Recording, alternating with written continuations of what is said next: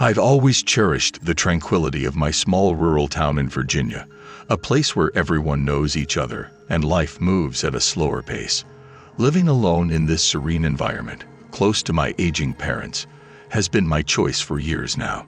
My mother, in her early 70s, has been showing signs of mild dementia. Despite this, she has a habit of visiting me uninvited. While I love her dearly, her unexpected visits often disrupt my routine. On a crisp autumn evening, I returned from a local club, my mind still buzzing with the music and laughter that filled the air. The town was particularly lively that night, a welcome change from its usual quiet. As I approached my house, something felt off. The front door, which I always lock, was slightly ajar. A wave of annoyance washed over me, suspecting my mother had paid one of her unscheduled visits. Stepping inside, the house was eerily silent. I expected to find my mother in the living room, but it was empty. On the kitchen counter, though, was a note in her handwriting and a box of homemade cake, her signature gesture.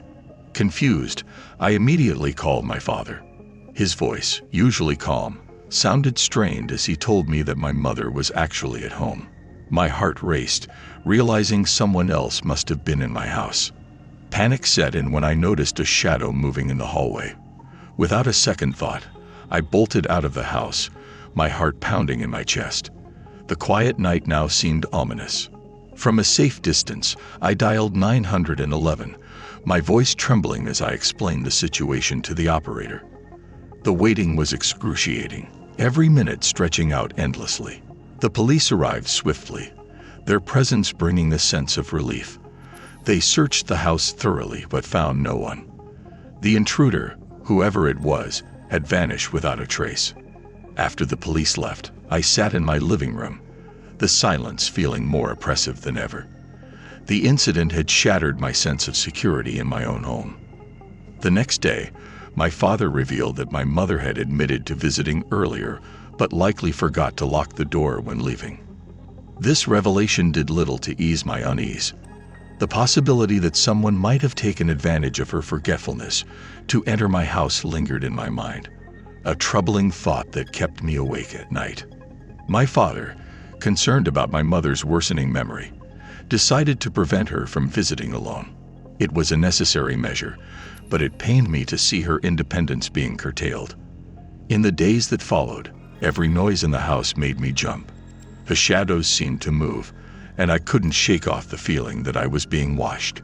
I started doubting my own senses, wondering if the stress was causing me to imagine things.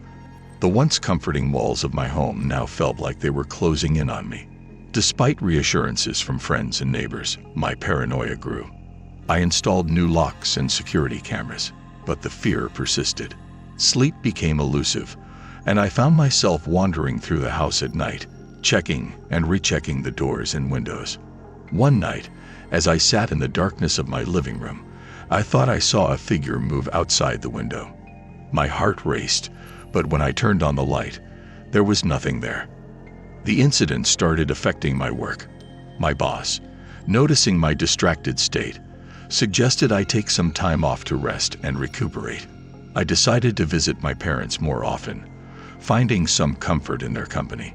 My mother, oblivious to the turmoil she had inadvertently caused, would smile and offer me cake. During one of these visits, my father pulled me aside. He had noticed my distress and offered to have someone stay with me for a while.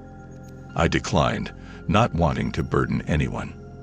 As weeks passed, the initial panic subsided, but a lingering sense of unease remained. I started doubting if I would ever feel completely safe in my home again. I began attending a local support group for people dealing with anxiety and paranoia. Hearing others share their experiences helped me feel less isolated in my struggle. One evening, as I sat listening to the gentle hum of the countryside, I realized how much this incident had changed me. I was more cautious, more aware of my surroundings. Gradually, I started reclaiming my space, redecorating my house, and making it feel like a home again. The new decor brought a sense of renewal. My relationship with my parents deepened through this ordeal. I understood the fragility of their situation and the importance of cherishing the time we had together. I also learned to appreciate the support of my community. Neighbors who I had only exchanged casual greetings with before offered help and reassurance. As I moved forward, I made a conscious effort to balance my need for security with the desire to live a normal life.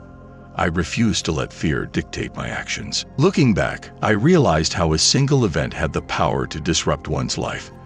But it also taught me about resilience, the importance of community, and the unspoken bonds of family.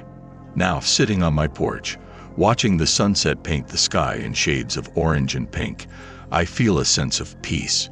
The journey has been challenging, but it has led me to a deeper understanding of myself and the world around me.